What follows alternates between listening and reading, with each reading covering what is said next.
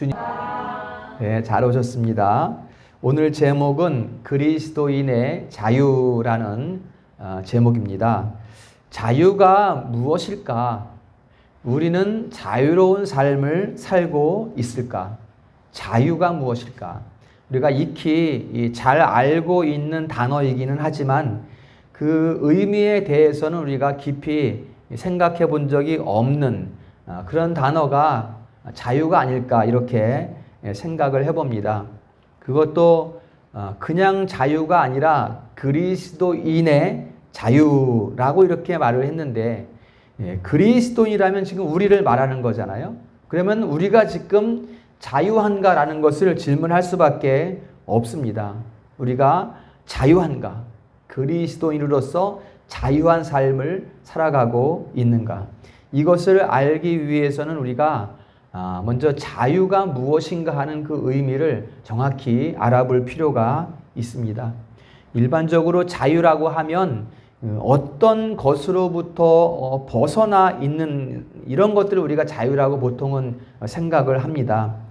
나를 억압하는 어떤 것으로부터, 내 삶을 힘들게 하는 어떤 것으로부터 벗어나는 게 자유다. 이렇게 이제 세상에서는 생각을 하는 거죠. 왜냐하면 그것으로부터 벗어나기만 하면 이제 내 뜻대로 살 수 있으니까, 내가 원하는 대로 살 수 있으니까 그것을 이제 자유라고 생각을 하게 되는 것이죠.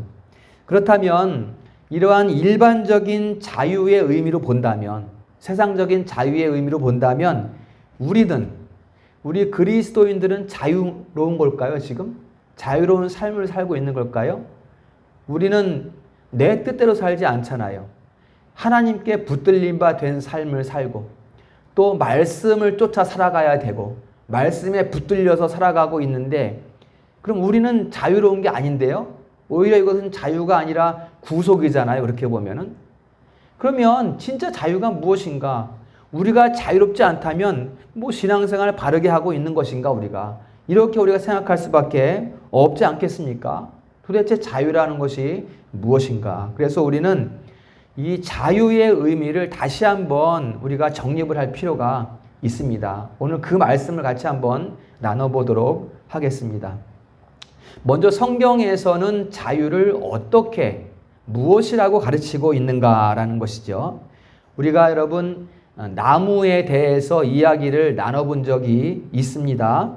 나무가 잎을 내고 또 꽃을 피우고 열매를 맺는 것은 우리 눈에 보이지는 않지만 그 나무 안에서는 무언가 지금 일이 일어나고 있는 거죠. 그렇죠? 나무 안에서는 양분을 빨아들이고 물을 막 빨아들이면서 뭔가 막 왕성한 활동을 하고 있는 거죠. 그러니까 거기에서 잎이 나고 또 열매가 맺고 꽃이 피고 그러는 거 아니겠습니까? 그러니까는 그 속에서 우리가 볼 수 없는 그 나무 속에서 일어나는 그 어떤 일들로 인해서 그 결과로 이제 열매가 맺혀지게 되는 것입니다. 그런데 이제 그 열매를 생각해 봅시다.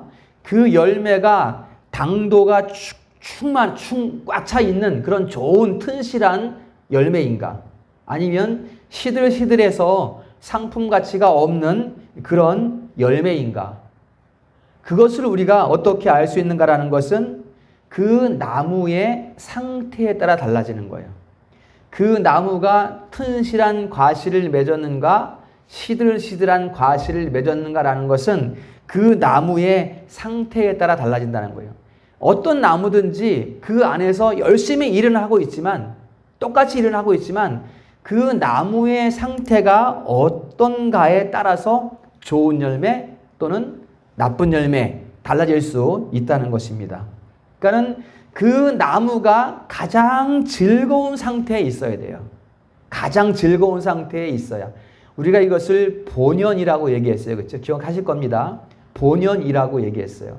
가장 즐거운 본연의 상태에 있어야 거기에서 튼실한 열매를 맺을 수 있게 된다라는 것입니다.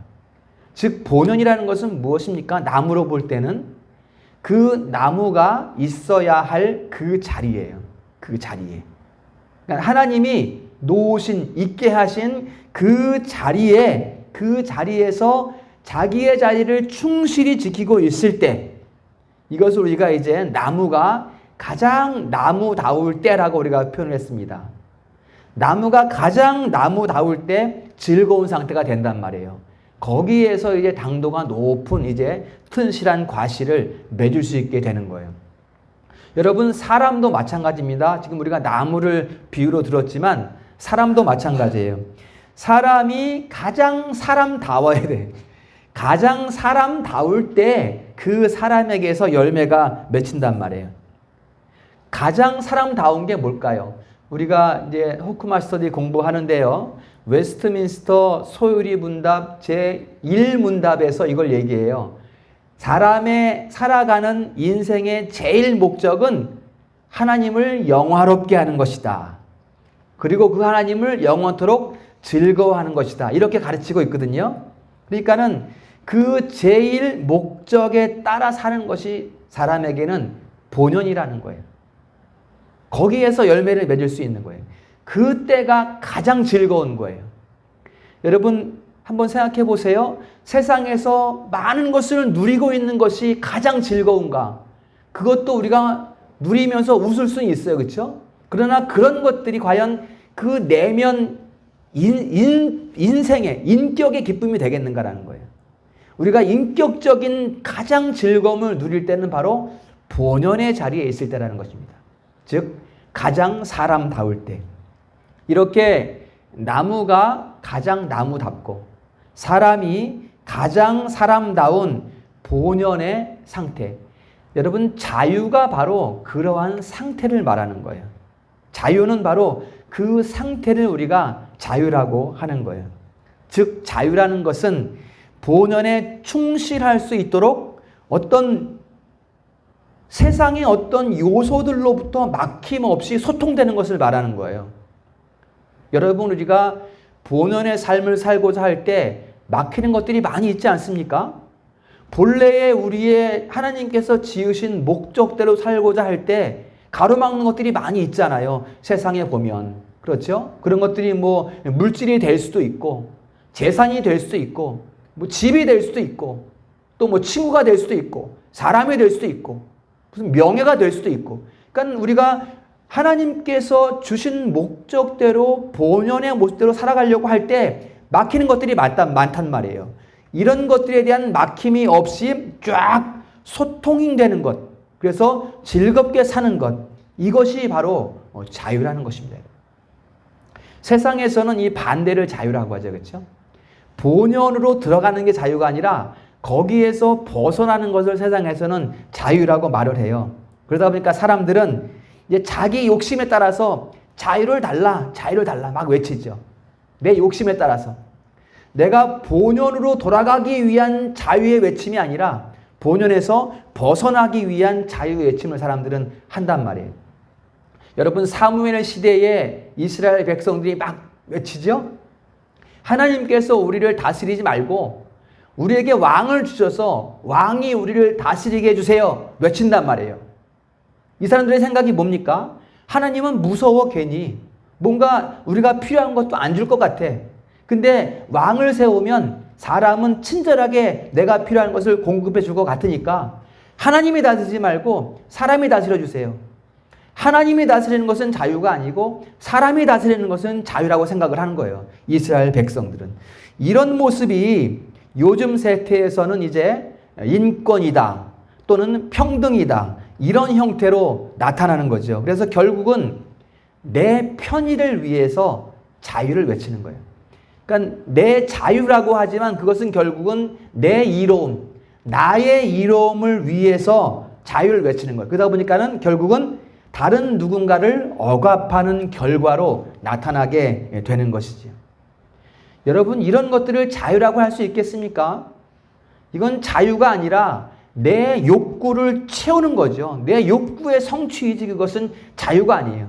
그냥 표면상으로는 자유라고 외치고 있을 뿐이지만 그것은 결국 그 자유는 내 욕심을 채우기 위한 그것을 자유라고 이제 포장을 해서 외치고 있는 그런 모습이 지금 이 세상의 모습인 것입니다. 결국 진정한 자유라는 것은 내가 요구하는, 그러니까는 육체의 소욕으로부터 벗어나서 본연의 모습으로 돌아가는 게 자유예요. 본연의 모습으로 돌아가는 게 자유예요. 그러니까 근원으로 가는 거야, 근원. 그러니까는 지금 여기에 살아가는 내 모습이 아니라 하나님께서 나를 지으신 그 모습으로 돌아가는 것이 곧 자유를 찾는 길이라는 것입니다. 이게 성경에서 가르치는 자유의 의미라는 것입니다. 그러면 이러한 자유를 우리가 어떻게 얻을 수 있을까요? 어떻게 우리가 본연의 자유를 찾을 수 있을까요? 곧 성령이 우리를 주장할 때 가능합니다.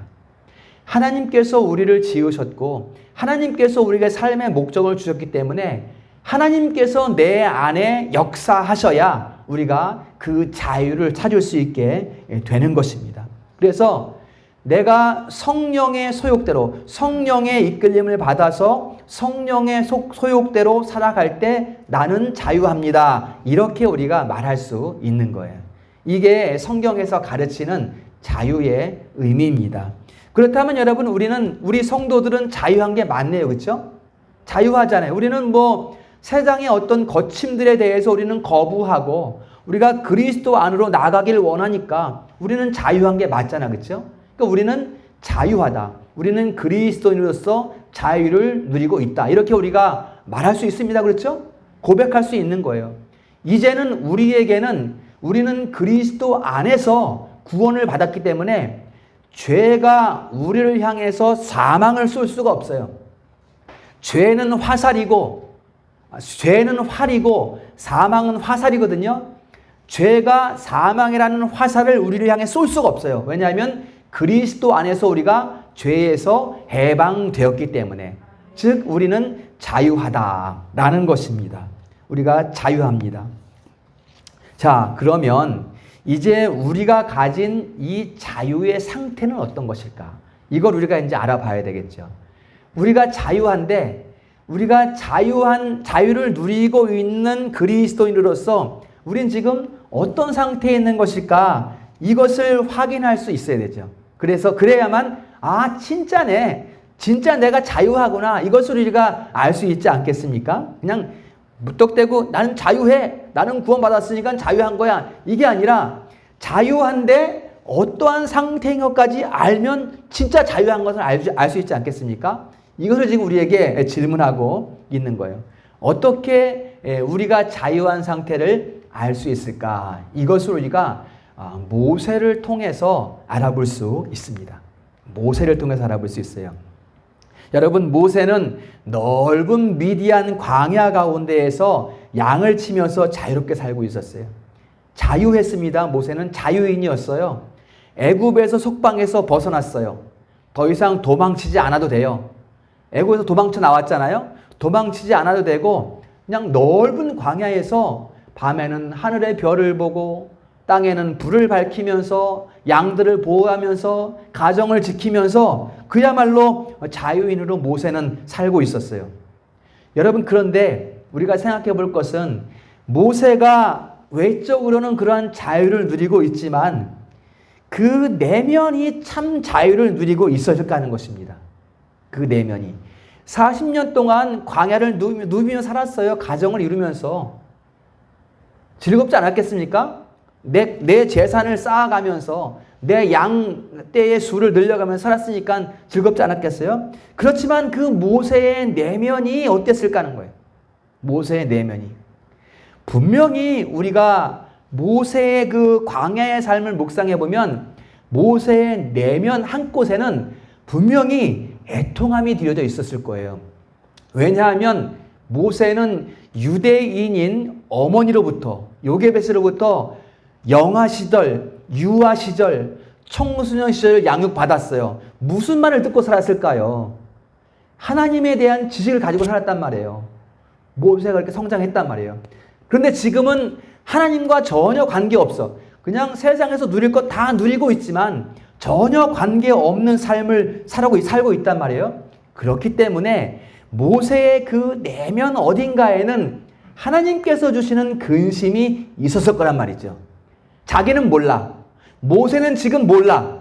모르는데 내가 자유하다라고 하면서 마음껏 누리고 살고 있는데 뭔가 내 속에 뭔가 만족하지 못하는 뭔가가 있단 말이에요.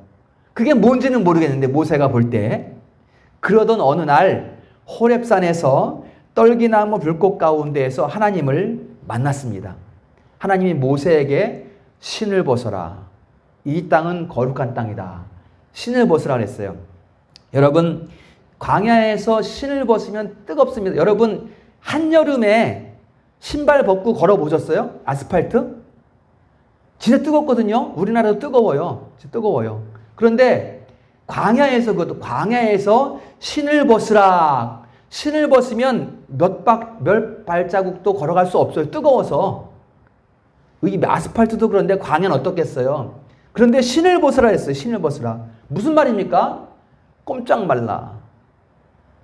지금까지는 네 신발 네가 신고 돌아다녔지만 이제는 너 꼼짝 말라. 꼼짝 말라. 꼼짝 말라고요? 꼼짝하지 않으면은 뭐 양은 누가 칩니까? 누가 돈 벌어요? 누가 꼼짝 못하게 하면 어떻게 집에 갈 수 있어요? 사업은 어떻게 해요? 뭐 먹고 살아요? 이게 우리의 생각이잖아요. 그러나 하나님은 꼼짝 말라. 신발 벗어라. 이렇게 말씀하고 있단 말이에요. 무슨 말씀입니까? 이제는 네 신발 네가 신고 돌아다니는 거 아니라 이제 내가 너를 업고 가겠다. 할렐루야. 내가 이제 너를 업고 가겠다. 네 마음대로 다니지 마.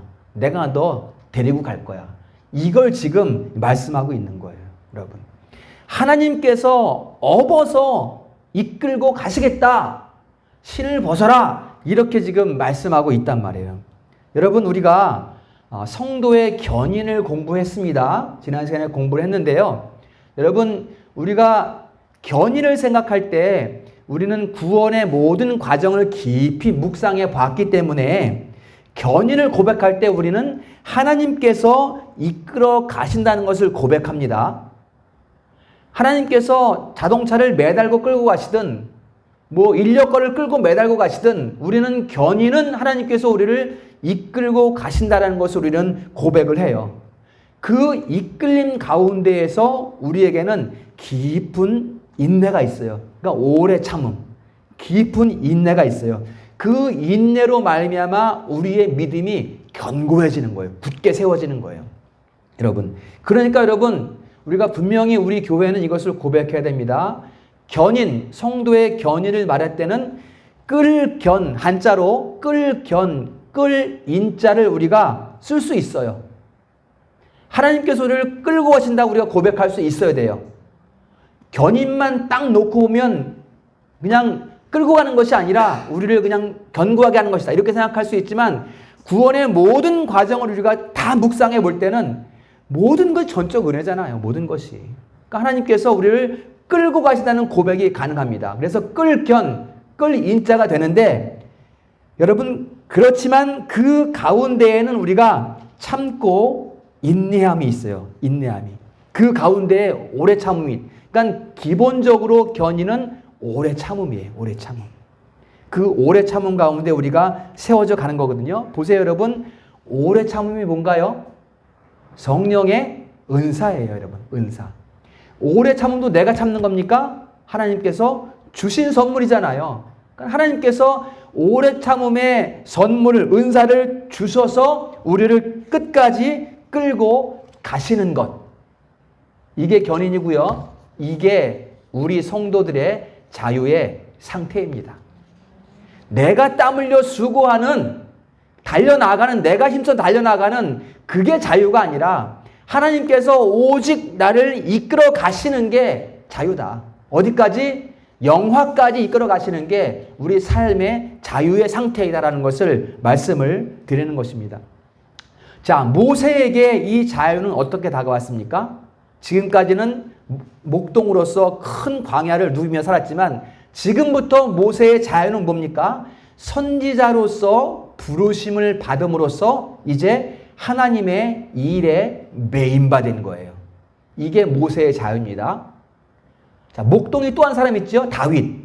다윗도 목동이었어요. 별빛을 바라보고 다윗이 시를 쓴 것을 보면 진짜 다윗은 모든 만물을 누리며 산 사람이에요. 그렇지만 다윗이 진짜 자유인으로 들어왔을 때는 뭡니까? 왕으로 기름 부은 바를 받음으로써 하나님의 일에 매인 바 되었을 때, 이게 다윗의 참 자유란 말이에요. 들판을 누비는 것은, 목동으로 들판을 누비는 것은 참 자유가 아니었어요. 본연의 자유가 아니었단 말이에요. 다윗에게, 모세에게는. 다윗에게 참 자유는 하나님의 일에 매인바 되는 것이 참 자유였단 말이에요. 이게 우리의 자유의 상태입니다, 여러분. 우리가 지금 세상을 누리고 있습니까? 많은 것을 소유했습니까? 이게 자유라는 게 아니에요. 우리는 그런 것들을 가지고 있지만, 그런 것들을 가지고 하나님의 일에 왕으로 선지자는 아니더라도 하나님의 일꾼으로 세운 바 된 것이 우리의 자유의 상태라는 것입니다. 이것을 우리가 여러분 잘 아셔야 됩니다. 그리스도인의 자유는 하나님께 매이는 거예요. 이게 본연으로 돌아가는 거 이릅니다. 내 자의대로 움직이는 것이 아니라 항상 계시고 어디에나 계시고 만유 위에 만유이신 그분께 매이는 것, 그분께 붙들리는 것이 그리스도인의 자유입니다. 여러분, 하나님께 붙들린다는 게 뭡니까? 이것은 세상의 일이 아니에요. 세상에 나타나는 일이지만 피조물로서 시공을 초월해서 일어나는 사건들, 그러니까 시간과 공간에 제약받지 않고 일어나는 사건들이 하나님의 일이잖아요. 그 일에 우리가 참여하는 거예요. 이게 우리의 자유의 상태라는 것입니다. 자, 그런데 그 다음에 세 번째로 32절 말씀에 보면 진리를 알지니 진리가 너희를 자유롭게 하리라 그랬어요. 이 자유를 누리고 이 자유의 상태를 누리게 되는 데는 어떻게 된다고? 진리를 알지니 그랬어요. 알아야 됩니다. 알아야 돼요. 알아야 우리가 참 자유를 누릴 수 있습니다. 모세는 이미 하나님에 대한 지식을 가지고 있었어요. 어머니로부터 많이 배워왔고 들어왔기 때문에. 또 다윗도 그 유대인들의 어떤 삶을 살아가면서 하나님에 대한 지식을 가지고 있었어요. 그래서 나중에 보면 그 시가 그렇게 아름다울 수 있는 것은 다윗이 하나님에 대한 지식을 가지고 있었기 때문이에요. 알아야 된다. 우리가 알아야 된다. 알아야 우리가 참 자유를 누릴 수 있다라는 것입니다. 여러분, 모르면 내 마음대로 살아요. 내 마음대로 살면서 나는 자유하다고 해요. 모르고 살면. 여러분, 사사시대처럼 자기 소견에 옳은 대로 살아간단 말이에요. 모르면. 지금 딱 그런 시대 아닌가요? 모르잖아요. 그렇죠? 여호수아 시대까지는 가나안 땅에서 그 모세의 율법을 적용하며 살 수 있어요. 근데 여호수아를 기억하지 못하는 세대가 일어났단 말이에요. 이 사람들은 모르니까. 후대들은 하나님을 모르니까 어떻게 살아요? 자기 마음대로 살아요.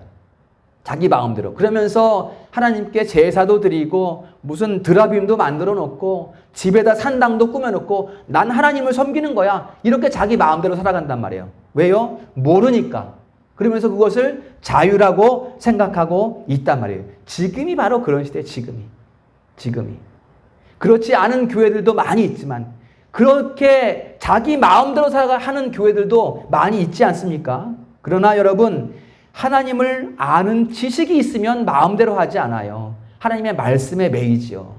왜냐하면 하나님의 말씀에 매이는 것이 자유라는 것을 알기 때문에 그 말씀에 매이는 거예요.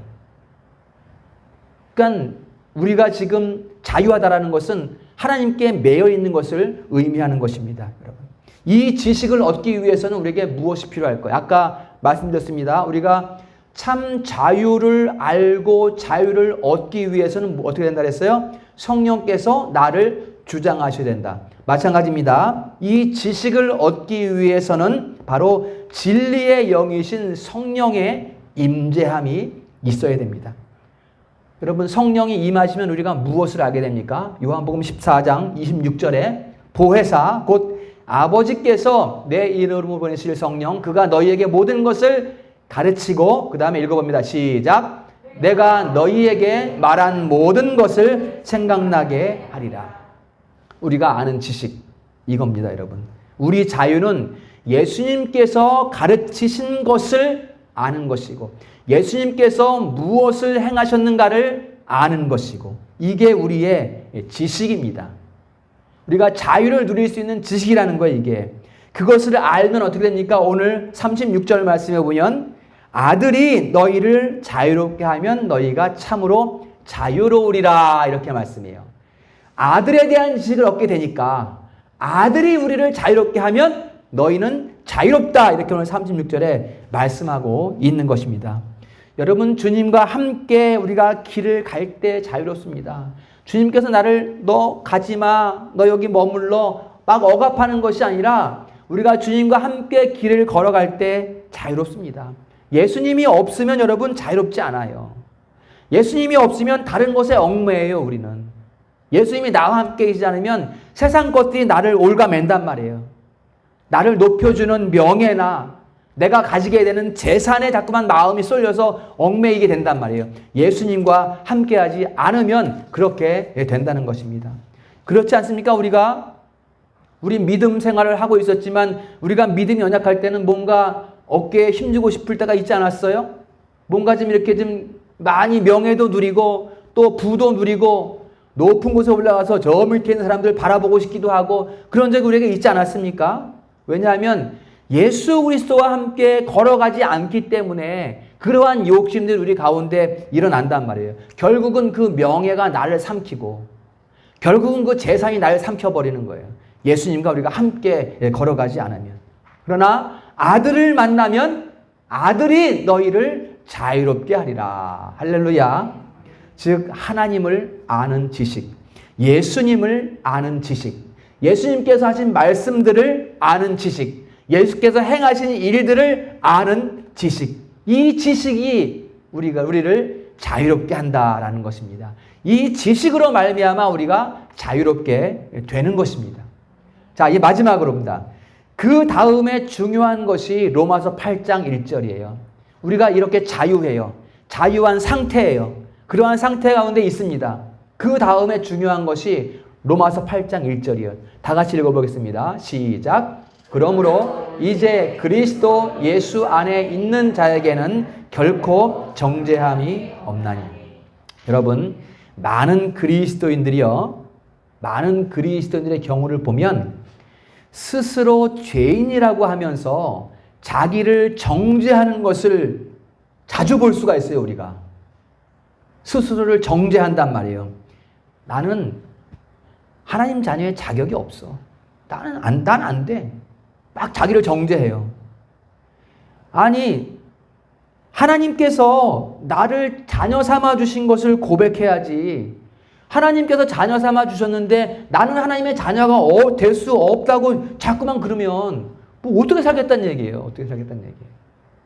여러분, 루터라는 영화 있거든요. 나중에 한번 보면 좋겠는데 상하편으로 되어 있는데 루터가 있잖아요. 영화에서 그래, 영화에서. 뭐 실제로도 그렇다고 하는데 이 사람은 정죄를 많이 해, 정죄를. 그래서 막 자기가 실수한 것을 가지고 골방에 들어가서 막 자기를 학대해. 막 너는 죄인이야. 네가 무슨 교수야. 그러면서 막 자기를 정죄하는 모습을 영화 가운데 볼 수가 있거든요. 그러니까는 하나님께서는 의롭다고 했는데 나는 의롭지 않다고 하는 거예요. 많은 성도들이 이렇게 스스로를 정죄하고 있단 말이에요. 여러분, 우리는 당연히 부족하지요. 부족하지 않습니까? 그러나 부족한 그대로 자녀 삼으셨잖아요, 하나님께서. 그렇지 않습니까? 우리가 뭐 뛰어나서 자녀 삼으셨어요, 하나님께서. 뛰어난 사람만 골라서 너는 내 자녀 그랬습니까? 우리가 부족한 그대로 너는 내 자녀라고 삼으신 거죠, 하나님께서. 당연히 부족하지만.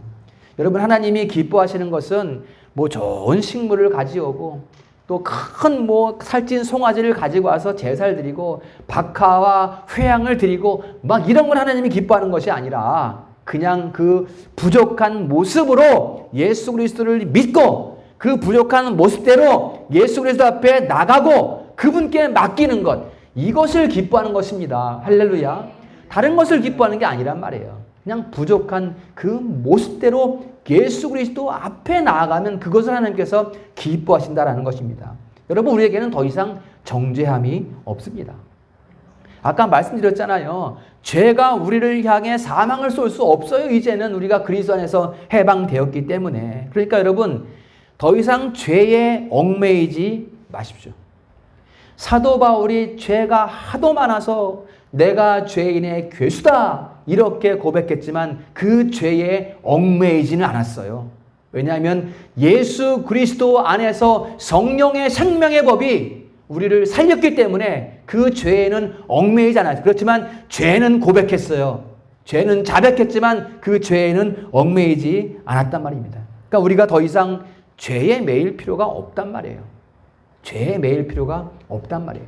우리는 어린아이의 신앙인이 되어야 됩니다. 어린아이. 여러분, 어린아이는 기도하면서 하나님이 도와주실 것을 그냥 믿잖아요. 어린아이는 내가 기도하면 하나님께서 도와주실 것이고 하나님께서 도와주시면 나는 괜찮아질 거야. 어린아이들은 이렇게 믿잖아요, 그냥. 그런데 어른들은 어떻습니까? 어른들은 기도하면서 걱정해. 기도하면서. 하나님, 기도하는데 될까? 걱정한다면. 이게 어린아이들과 어른들의 차이예요, 여러분. 이게 내가 또 같은 죄를 반복하고 있는데 이게 진짜 용서받을 수 있을까? 안 될 것 같은데. 때려쳐. 기도하지 마. 교회 난 못 가. 자격이 없어. 때려쳐. 다 포기해버린단 말이에요. 이게 어른들이에요. 이게 뭐냔 말이에요, 이게. 어린아이의 신앙이 우리에게 필요하다. 여러분, 죄를 짓는다고 해서 우리가 죄를 짓는다고 해서 죄의 권세에 속해 있다고 생각하지 마세요. 우리는 죄를 집니다. 여러분, 구원받았다는 것은 죄를 안 짓는다는 얘기가 아니에요. 구원받았다는 것은 죄는 짓지만 그 죄가 있으니 주님께로 나아가 돌이키는 것. 이게 구원받았다는 의미예요. 구원받았다고 뭐 죄도 하나도 안 짓고 완벽하게 살아가는 것 이런 게 아니라는 거예요. 죄를 우리가 은혜의 권세 아래 있으나 우리가 죄를 지을 뿐이에요. 은혜의 권세 아래 있으나 죄를 짓게 되는 거예요. 여러분, 구원 받았습니다. 우리는. 그러니까 죄 때문에 우리는 주님께로 돌이키잖아요. 죄 때문에 우리는 애통하잖아요. 그러니까 우리가 죄 때문에 힘들어서 주님께로 돌이켰다면 스스로 정죄하지 말라는 것입니다. 구원받은 자로서 정죄하지 말라는 거예요. 우리는 예수님 안에서 자유합니다. 이 자유를 주시려고 예수님께서 십자가에 못 박히신 거잖아요.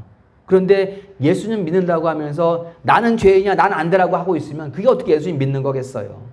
더 이상 우리는 스스로 정죄하면 안 됩니다. 여러분, 분명합니다. 우리는 방종한 사람들과 달라요. 스스로가 그렇지 알고 있잖아요. 그렇죠? 우리는 방종한 사람들과 다릅니다.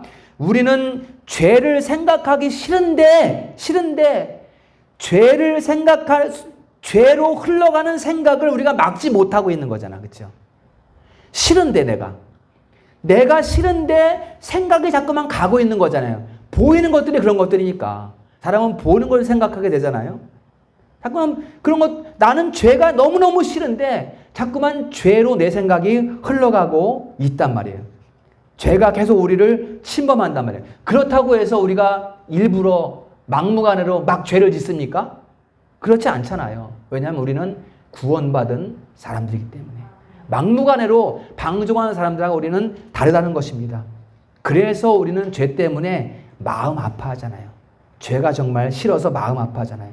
그럼에도 우리가 죄의 침범을 받고 있습니다.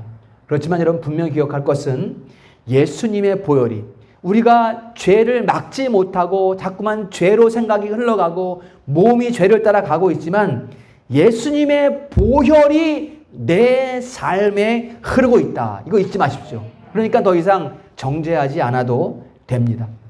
오히려 여러분, 내 삶의 생각에 죄가 나타날수록 예수님께 더 가까이 나가세요. 그렇죠? 더 가까이 나아가서 주님의 보혈이 더 많이 내 속에 흐르게 하옵소서 기도하는 거예요. 기도하면 여러분, 이건 틀림없습니다. 여러분, 죄의 생각이 점점점 작아져요. 이제 죄의 생각이, 이만큼 죄의 생각으로 흘러가던 내 생각이 기도하면서 예수님의 보혈로 흐르게 해주세요 기도하면 이 죄가 점점점 낮아져요. 그 대신에 기쁨이 점점점 배가 돼요. 이것을 경험하시기를 축원합니다. 로마서 14장 22절 말씀입니다. 내가 내게 있는 믿음을 하나님 앞에서 스스로 가지고 있어라. 자기가 옳다 하는 바로 자기를 정죄하지 아니하는 자는 복이 있도다. 이렇게 말씀해요. 내가 스스로 옳다, 내 생각대로 정죄하지 말란 말이에요.